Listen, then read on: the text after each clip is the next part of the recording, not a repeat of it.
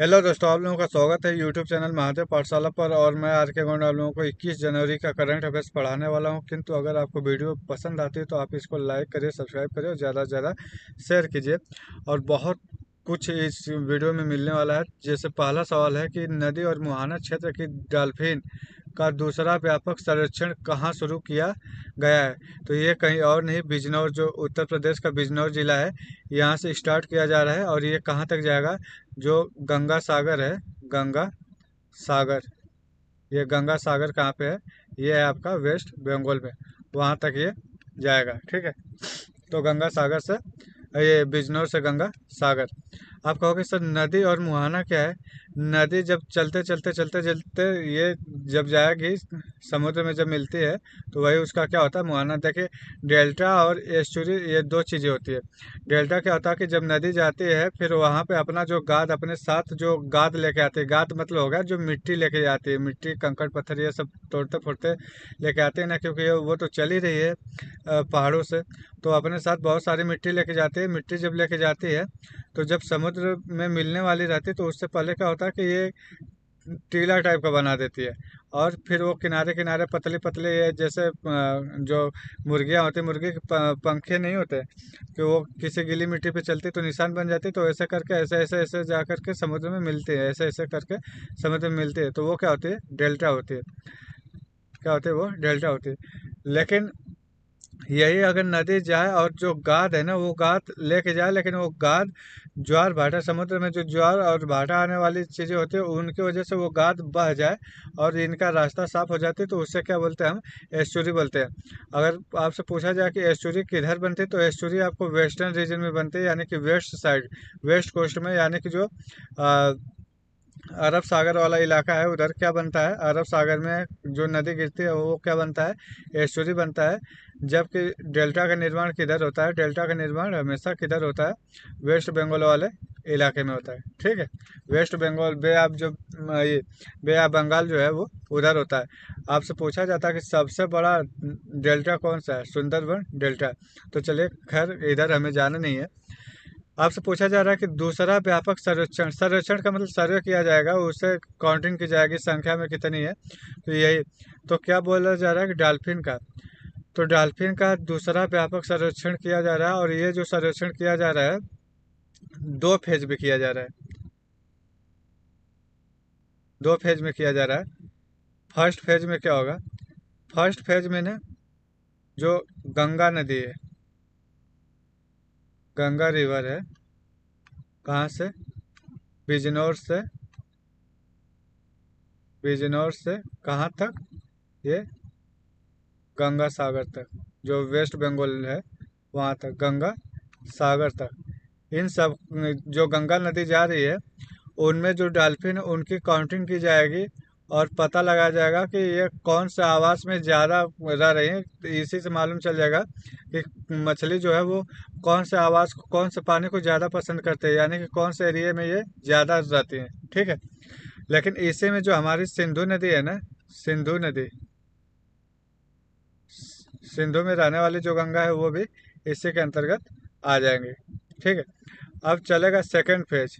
तो second phase में क्या होगा कि गंगा की जो सहायक नदी है, गंगा की जो सहायक नदी है, जैसे मान लीजिए बिहार में कौन सी है, सोन हो गई आपकी, ठीक है, गंडक हो गई, घाघरा हो गई, तो इन सब नदियों में भी जो अगर चली जाएंगी जो डॉल्फिन है उनको भी तो काउंट करना है। पूरे देश में जितने चाहे समुद्री डॉल्फिन हो, चाहे मतलब समुद्री का मतलब जो किनारे किनारे वाली जो समुद्री डॉल्फिन हो उनको, और जो नदी यानी कि जो हमारे देश के अंदर नदियाँ हैं उनमें जितनी रहने वाली ये हैं, सबकी ये काउंटिंग करना है। और वो ये देखना है कि वो कौन से आवास में ज़्यादा मात्रा में रहती है। तो गंगा की जो सहायक नदी होगी उनकी ब्रह्मपुत्रा नदी, ब्रह्मपुत्रा नदी, और जो सुंदरबन यानी कि जो पश्चिम बंगाल वाला एरिया, सुंदरबन डेल्टा वाला, उधर देखना है। उसके बाद जो उड़ीसा, उड़ीसा का जो तट है उधर वाला एरिया देखना है। उड़ीसा के तट के पास जो चिल्का वाला एरिया है ना, यहाँ पे इरावदी, इरावदी एक डॉल्फिन पाई जाती है, ये क्या है, इरावदी डॉल्फिन पाई जाती है। कहाँ पे? पहली बार इरावदी डॉल्फिन की भी इसमें चर्चा की जाएगी, इनमें संख्या दिखाई जाएगी। ठीक है, ये पहली बार ऐसा हो रहा है। किसकी? इरावदी डॉल्फिन की। ठीक है, तो आप देखिए, भारत सरकार ने जनवरी 2026 में नदी और मुहाना क्षेत्रों में दूसरा व्यापक राष्ट्रव्यापी सर्वेक्षण शुरू किया और ये प्रोजेक्ट डॉल्फिन के तहत आयोजित किया जा रहा है। प्रोजेक्ट डॉल्फिन जो है वो प्रोजेक्ट जो टाइगर है उसके तर्ज पे ये चालू किया गया। प्रथम चरण जो है वो बिजनौर से गंगा सागर तक की मुख्य धारा और सिंधु नदी प्रणाली को शामिल किया गया है। ठीक है, और द्वितीय चरण में ब्रह्मपुत्र नदी, गंगा की जो सहायक नदी है वो, सुंदरवन डेल्टा और उड़ीसा के जो तटीय नदी तंत्र है उन सबको। अगर पहली बात की जाए तो पहली बार ये इरावदी जो सिंधु नदी डॉल्फिन है वो तो छोड़ दो, इनके अलावा जो इरावदी डॉल्फिन है उसको भी इसमें शामिल किया गया है। उड़ीसा में जो चिल्का लेक है वहाँ पर सबसे ज़्यादा मात्रा में इरावदी डॉल्फिन देखी जाती है। ठीक है, अगर पिछले डेटा की बात की जाए तो पिछले डेटा के अनुसार जो डॉल्फिन की कुल संख्या थी वो कितनी थी? 6,327। और पिछला डेटा कब आया था? पिछला डेटा 2021 से 2023 का लिया गया था और उसमें सबसे ऊपर जो आया था, सबसे ज़्यादा जो मछलियों की संख्या थी यूपी में थी, उसके बाद कहाँ पे थी? उसके बाद बिहार में। ठीक है, इसको कौन वो करेगा, कौन इसको संचालित कर रहा था? यह भारतीय वन्य जीव संस्थान। ठीक है, ये आपका ब्यास नदी, ये है सतलज, ये है इंडस रिवर। ठीक है, ये देखिए ऐसे होता है। ये क्या है? ये है डेल्टा। जब डेल्टा होता है ना तो डेल्टा जब पानी शुरू में तो पानी खूब आती है, लेकिन अपने साथ जो मिट्टी बहा के लाते हैं ना तो मिट्टी ऐसे जम जाती है। तो मिट्टी जब जम जाती है तो ये जो पानी जहाँ से रास्ता बनाता है वो अपना किनारे किनारे से निकल करके फिर जाके इसका जो स्पीड है वो काफ़ी स्लो हो जाता है, फिर जा करके तब समुद्र में मिलता है। देखिए ये कैसे संरचना बना देता है, ऐसे लगता है जैसे कि जो मुर्गी है उसका पद चिन्ह है। ठीक है, प्रथम डॉल्फिन का जो सर्वेक्षण हुआ था उसका अगर रिपोर्ट की बात करें तो ये 2021 से 2023 तक का था। पहला वो था। कुल 10 डॉल्फिन जो संख्या थी 6,327 थी। गंगा नदी जो डॉल्फिन है वो 6,324, यानी कि जो रेस्ट बचे वो थी। ठीक है, उत्तर प्रदेश 2,397, जबकि बिहार में 2,220 थे और ब्रह्मपुत्र जो बेसिन थे उसमें 635 थे और ब्यास नदी जो पंजाब में थी उसमें केवल कितनी थी? 3 थी। ठीक है, अगर प्रमुख डॉल्फिन हॉट स्पॉट की बात की जाए तो चंबल नदी जो है वो भिंड पचनादा खंड और चौसा मड़िहारी खंड और गंगा नदी। ठीक है, प्रोजेक्ट डॉल्फिन, ये प्रोजेक्ट डॉल्फिन कब शुरू किया गया था? तो 15 अगस्त 2020 को शुरू किया गया था और इसे प्रोजेक्ट टाइगर के तहत ही लाया गया है। ठीक है, और इसके जो घोषणा की थी वो किसने की थी? प्रधानमंत्री नरेंद्र मोदी ने की थी। और लेटेस्ट अपडेट की बात करते हैं तो 2026 में यूपी से इसकी काउंटिंग शुरू की जाएगी और इसकी काउंटिंग पहले चिल्का में शुरू की जा चुकी है। ठीक है, कुल संख्या अगर कितनी थी? 6,327 थी। यह अनुसंधान केंद्र, अगर भारत के पहला नेशनल डॉल्फिन रिसर्च सेंटर की बात करेंगे तो ये बिहार में स्थित है। ये चीज़ याद रखिएगा, ये पूछा जा सकता है और काफ़ी इसके चांसेज है। डॉल्फिन जो है वो स्वच्छ नदी की संकेतक होती है, जहाँ पे स्वच्छ नदी रहेगी वहाँ पे डॉल्फिन आपको मिलेगा। क्रमशिला गंगा डॉल्फिन अभयारण्य। ठीक है, बिहार नदी डॉल्फिन भारत का एकमात्र डॉल्फिन अभयारण्य है जिसका नाम है विक्रमशिला। क्या नाम है? विक्रमशिला। विक्रमशिला गंगा डॉल्फिन अभयारण्य कहाँ पे है? बिहार में। और एक और है ब्यास संरक्षण रिजर्व, पंजाब। सिंधु नदी डॉल्फिन के लिए फेमस है। ठीक है, गंगा नदी डॉल्फिन के लिए कौन सी फेमस है? विक्रमशिला डॉल्फिन अभयारण्य कहाँ पे? बिहार में। जबकि सिंधु नदी डॉल्फिन के लिए ब्यास संरक्षण रिजर्व पंजाब में।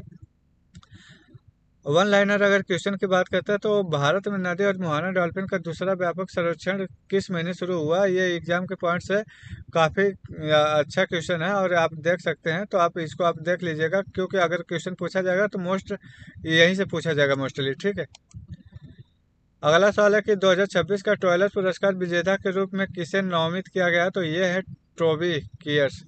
ये है टोबी कियर्स।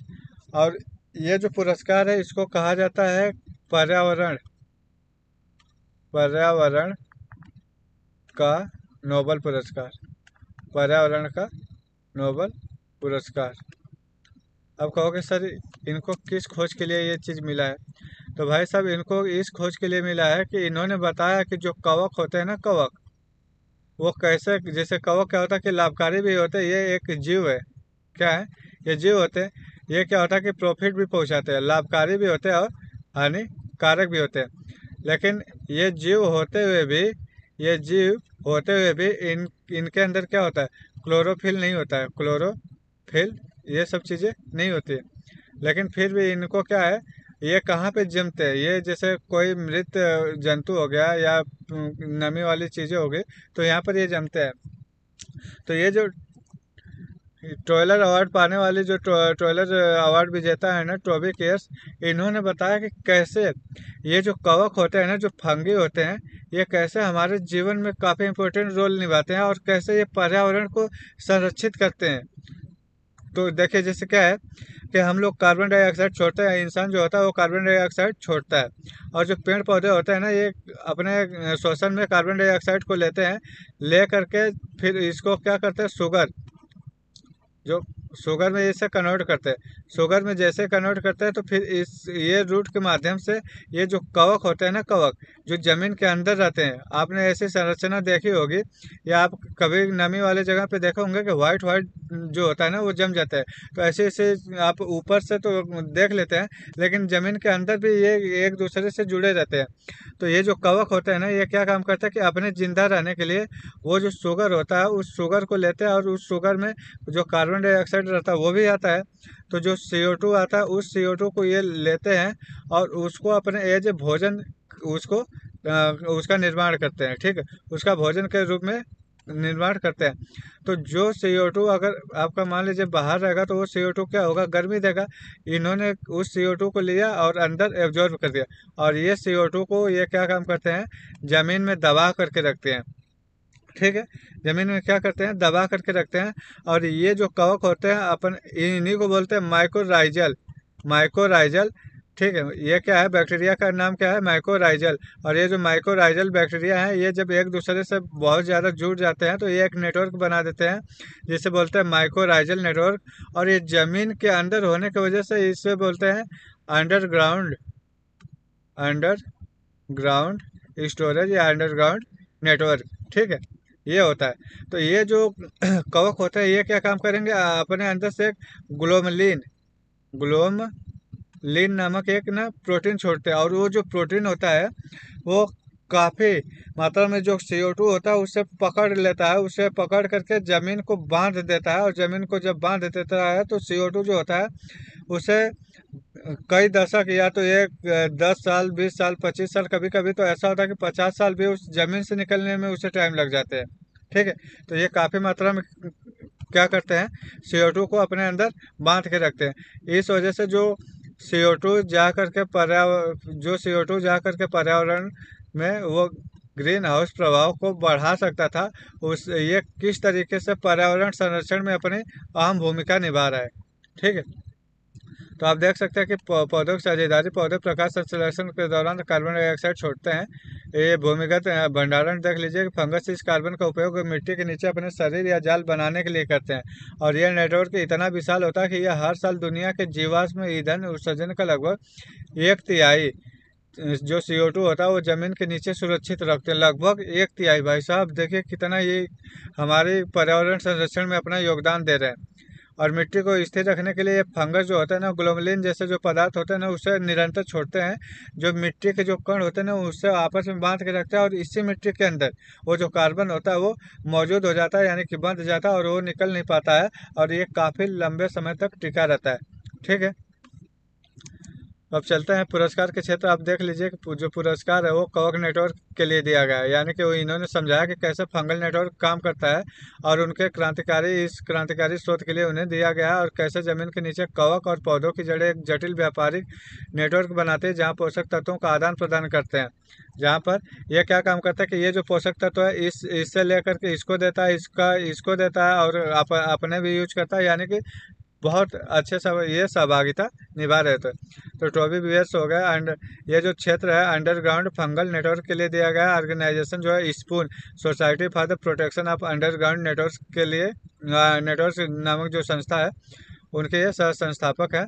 महत्व की अगर बात करें तो मिट्टी में कार्बन शोषण है और इकोसिस्टम को बचाने हेतु बचाने के शोध हेतु इनको दिया गया है 2.5 लाख का इन्हें $US दिया जाता है ये पुरस्कार स्वरूप। जबकि समारोह कहाँ पे हुआ है, एम्स्टर्डम में हुआ है। ठीक है, अगर हम बात करते हैं कि टाइलर प्राइज जो इन्वायरमेंट अचीवमेंट है, तो इसके बारे में अगर हम बात करेंगे तो ये क्या है कि इसकी स्थापना 1973 में होती है और इसके जो संस्थापक थे वो जॉन एंड एलिस टायलर थे। और ये जो पुरस्कार यूनिवर्सिटी ऑफ सदर्न कैलिफोर्निया द्वारा दिया जाता है और इसमें जो जलवायु परिवर्तन या जैव विविधता या प्राकृतिक संसाधन संरक्षण जैसे जो विषय होते हैं जो हमारे पर्यावरण के लिए काफ़ी लाभदायक होता है, उन पर्यावरण के लिए किए गए होते हैं या लाभदायक होते हैं, वो ऐसे कार्यों के लिए ये दिए जाते हैं। पुरस्कार राशि आपको मालूम है 2.5 लाख अमेरिकी डॉलर दिया जाता है। और ये जो पुरस्कार होता है ये किसी व्यक्ति को भी दिया जा सकता है या संयुक्त रूप से 2 लोगों को भी दिया जा सकता है या किसी संस्था को भी दिया जा सकता है। आप कहोगे सर कोई भारतीय व्यक्ति ऐसा भी था जो जिसे ये पुरस्कार मिला था, तो सन 2020 में जो पवन सुखदेव थे उन्हें ये पुरस्कार दिया गया था। अगला सवाल है कि अजंता और Ajanta Ellora international film festival 2026 आयोजित किया जाने वाला है। कब किया जाएगा ये? 28 जनवरी से 1 फेब तक ये आयोजित किया जाएगा। और इसी में दिया जाने वाला पद्म पाणि पुरस्कार जिसके प्राप्तकर्ता है इलैया राजा। और इलैया राजा ये क्या है, एक सिंगर है और इन्होंने ऐसे गाने गाए जो ऑल टाइम यानी कि हमेशा वो जब भी सुनोगे आप ऐसा लगेगा कि ये गाना आज का ही बना हुआ है। ठीक है, यानी कि कभी न पुराने होने वाले। और इन्होंने ये काफ़ी योगदान दिया है अपना भारतीय संगीत में। ठीक है, तो ये कहाँ पे होगा? ये होगा आपका संस्करण कौन सा? 11वां है। और ये कब से कब होगा? ये 28 जनवरी से 1 फरवरी तक होगा। कहाँ पे? छत्रपति संभाजी नगर, जिसे हम पहले औरंगाबाद के नाम से जानते थे। किस नाम से? औरंगाबाद के नाम से जानते थे, वहाँ पे होगा। ठीक है, इसमें क्या क्या मिलेगा? इसमें मिलेगा 2 लाख नगद मिलेगा, एक प्रशस्ति पत्र मिलेगा, एक पद्म पाणि जो स्मृति चिन्ह है वो मिलेगा। जो चयन समिति थी जिसने चुना है तो उसमें लतिका पड़कावकर जो थे वो अध्यक्ष थे और इनके अन्य टीम थी। ठीक है, पिछले विजेता की अगर बात की जाए तो 2025 में सई परांजपे और 2024 में जावेद अख्तर जी थे। वर्ष 2026 में आयोजित होने वाले 11वें अजंता एलोरा अंतर्राष्ट्रीय film festival Padmani lifetime achievement award किसे दिया जाएगा? तो दिग्गज संगीतकार इलैया राजा। ये मैंने आपको 1 लाइनर क्वेश्चन दे रखे। अगर आपको ये क्वेश्चन पसंद आते हैं तो आप मुझे कमेंट बॉक्स में कमेंट करके बताइएगा, तो मैं इसे कंटिन्यू रखूँगा, वरना इसे हटा दिया जाएगा। इंडिया पोस्ट ने जनवरी 2026 में किस डिजिटल नेटवर्क पर लॉजिस्टिक्स सर्विस प्रोवाइडर के रूप में अपना पहला ऑर्डर सफलतापूर्वक डिलीवर किया है? तो उस का नाम है ONDC, ONDC, open network for digital commerce. अब समझिए कि ये है क्या। ये समझ लीजिए कि जैसे एक ये रास्ता है, ये क्या है? ये एक सड़क है। ठीक है, इधर एक दुकान है। क्या है ये? एक दुकान है। किस चीज़ का? मान लीजिए साबुन का दुकान है। ठीक है, साबुन का दुकान है। और इधर एक व्यक्ति है। इधर क्या है? एक व्यक्ति है और ये नहाने के लिए जा रहा है और इसे साबुन चाहिए। ठीक है, यहाँ पे सड़क है, ये बंदा इधर जा नहीं सकता इस सड़क पे और ये शॉप यहाँ से हट नहीं सकती। अब ये सोच रहा है कि कोई ऐसा जुगाड़ हो जाए कि जिससे ये जो शॉप है ये क्या हो जाए, इसके पास आ जाए। तो एक बंदा इधर बैठा है, इंडियन पोस्ट। क्या है ये? एक बंदा ये बैठा है, इंडियन पोस्ट। ये यहाँ पे खड़ा है और ये क्या काम करेगा? इसका यूज कर सकता है, यानी कि ये खाली व्यक्ति है एकदम। ये चाहे तो अब ये क्या काम करेगा? एक मैसेज डालेगा। ठीक है, ठीक है, मैसेज डालेगा कि भाई, बोलेगा इसको कि भाई मुझे साबुन चाहिए। ये बंदा क्या काम करेगा? यहाँ से सोप को उठाएगा और इस सड़क का यूज करते हुए जाएगा और इस बंदे को साबुन दे देगा। तो ये जो सड़क है ना, इसी सड़क का नाम है ONDC। ये क्या है? ये जो सड़क है ये ONDC। ठीक है, और ये जो शॉप है ना, ये शॉप कोई भी हो सकती है, यानी कि ये एक सेलर होगा। ठीक है, जिससे सामान चाहिए। और ये जो बंदा होगा ये वो बंदा होगा जिसको ये सामान चाहिए। सेलर जो सामान देगा और जो बंदा रिसीवर होगा यानी कि जो कस्टमर होगा वो सामान लेगा।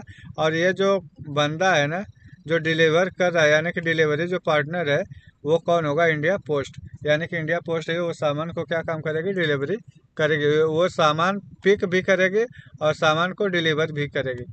समझ गए?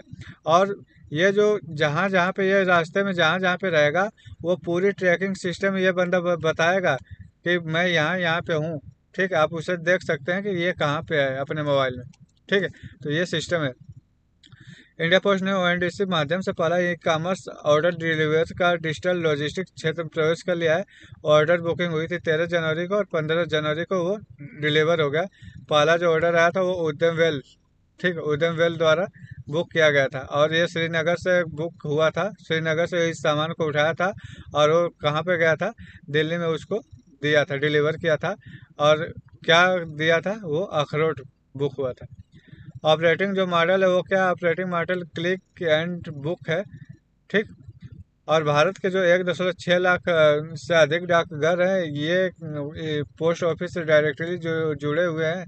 तो ये डाकघर इसका बहुत अच्छे से उपयोग करके जो डाकघर केवल चिट्ठी तक सीमित थी वो अब पार्सल और जो इलेक्ट्रिक कॉमर्स वाली जो चीज़ें हैं वो सब में अपना हाथ आजमा रही है और वो उसकी तरफ आगे बढ़ भी रही है।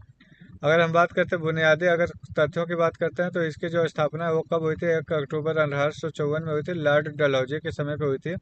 और मुख्यालय डाक भवन नई दिल्ली में है, जो मंत्रालय और मिनिस्ट्री ऑफ कम्युनिकेशन के अंतर्गत आता है। नेटवर्क जो है ये दुनिया का सबसे बड़ा नेटवर्क है, याद रखिए, दुनिया का सबसे बड़ा यह नेटवर्क है। कुछ महत्वपूर्ण चीज़ें हैं, जैसे पिन कोड प्रणाली कब शुरू हुई थी? तो 15 अगस्त 1972 को स्टार्ट हुई थी, जबकि पिन कोड का पूरा नाम पोस्टल इंडेक्स नंबर है। और स्पीड पोस्ट की शुरुआत 1986 में होती है, यानी कि 14 साल बाद। जबकि परियोजना दर्पण जो ग्रामीण डाकघरों के डिजिटलीकरण के लिए शुरू किया गया था। ठीक है, परियोजना दर्पण।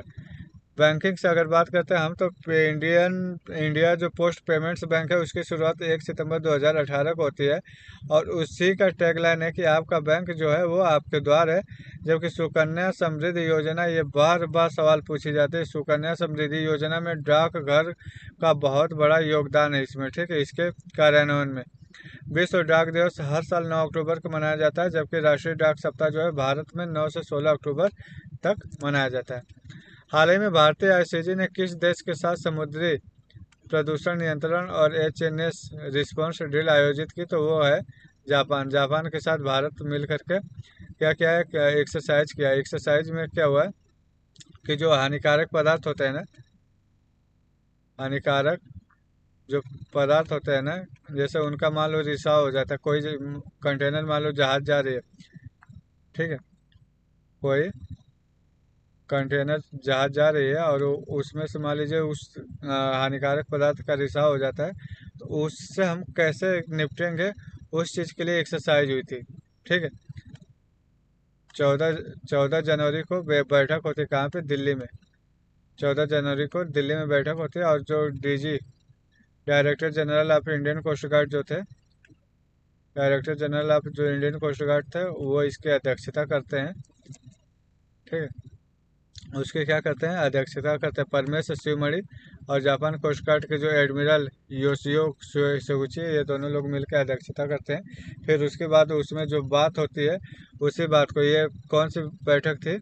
ये बैठक थी 22वीं। कौन सी बैठक थी? ये 22वीं बैठक थी। और उसके बाद जो निर्णय आता है या उसमें जो बातचीत होती है फिर उसी को 17 जनवरी को एक एक्सरसाइज होती है और वो उस एक्सरसाइज में संयुक्त अभ्यास होता है। उस एक्सरसाइज में उसी चीज़ को जो हमने पेपर पे दिखाया था उसी को ऑन ग्राउंड हम करते हैं। ठीक है, और दिखाते हैं कि कैसे हम उसको निपटेंगे। खतरनाक और जो हानिकारक पदार्थ होते हैं उनसे निपटने के लिए किया गया। आपसे पूछा जाएगा कि ये कहाँ पे किया गया? तो किया गया ये मुंबई में। कौन कौन पार्टिसिपेट किया? तो इसमें समुद्र प्रहरी जो भारतीय शिप है ना, भारतीय कोस्ट गार्ड की जो शिप है वो समुद्र प्रहरी, जबकि जापान की ओर से उनका जो नेशनल स्ट्राइक टीम थी उसने पार्टिसिपेट किया था। ठीक है, रिवीजन वीक में अगर हम देखते हैं तो हाल ही में भारत के 92वें शतरंज ग्रैंड मास्टर कौन बने हैं? तो वो बने आर्यन वासुदेव। आर्यन वासुदेव जो है आर्मेनिया में आद्रानिक मार्गन मेमोरियल टूर्नामेंट में 92वें ग्रैंड मास्टर बनने का गौरव इन्हें हासिल हुआ था। आपसे डायरेक्टली पूछेगा भाई कि ये कौन सा टूर्नामेंट हुआ था, आदरानिक मार्गरेन मेमोरियल। ठीक है। क्या नोबेल शांति पुरस्कार आधिकारिक तौर पर एक व्यक्ति से दूसरे व्यक्ति को ट्रांसफर किया जा सकता है? बिल्कुल भी नहीं किया जा सकता। न्यूजीलैंड के तट से दूर खोजा गया विशाल ब्लैक कोरल लगभग कितना पुराना है? तो 300 से 400 साल पुराना है।